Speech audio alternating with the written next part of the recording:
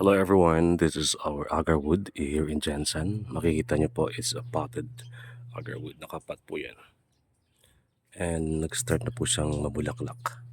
First flowering niya, hopefully magiging fruits po ito. But mayroong mga bulaklak na na-abort.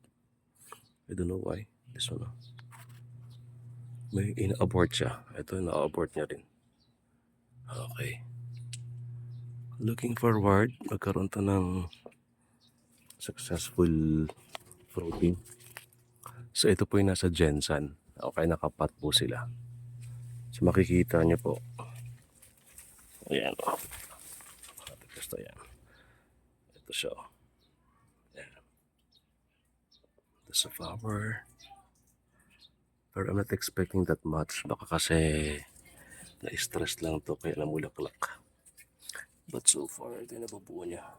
Ayan. Ayan.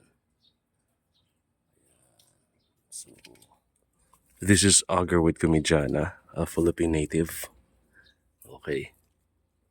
Ito po yung nasa General Santos. Medyo mainit.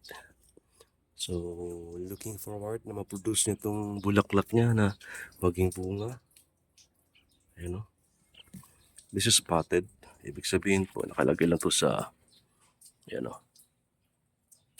Unang pot, second pot, third pot. Ayan.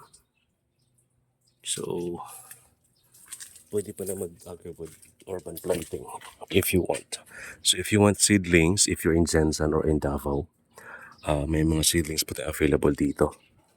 Okay. So, ito po yung mga seedlings natin. Pwede na po yan siyang ma-pick up kasi ready na po yan. Ayan. So, agarwood, ito yung ginagawang perfume, ginagawang incense, ginagawang gamot. And if you wish to plant this kind of tree, PM down. Okay, PM nyo lang po ako. And if you want seedlings, if you're in Jensen, okay, available po dito sa Jensen and Davao.